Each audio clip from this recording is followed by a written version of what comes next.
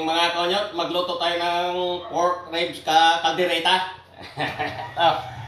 Salang na natin mga konyot. Mga konyot, gisa na natin yung mga ricado. Bawang, sibuyas. Mga konyot, salang na natin yung karne para sa ating pork ribs kaldereta.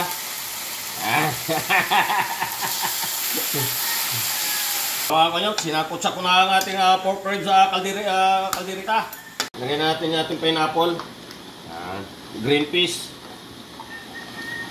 tomato sauce. Ipiprito pa natin yung ating carrots at saka patatas, mga kanyot. Yan, para dito sa ating pork ribs kaldereta. Ayos mga kanyot. Ito mga kanyot, prito natin yung patatas at saka carrots para sa ating pork ribs kaldereta. Lagay na natin itong mga gulay. Yan. Prito na siya natin. Tsaka itong bell pepper. Yan.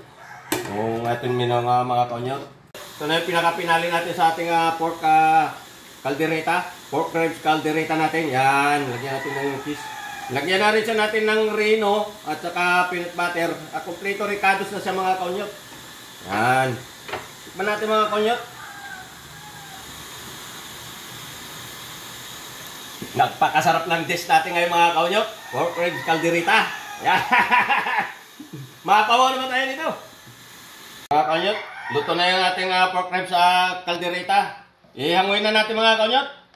Sabayin na ako nito sa almutanan.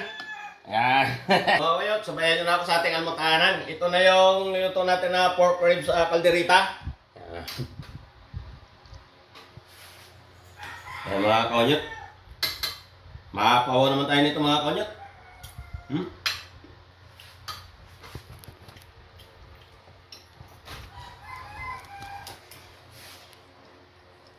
Hindi.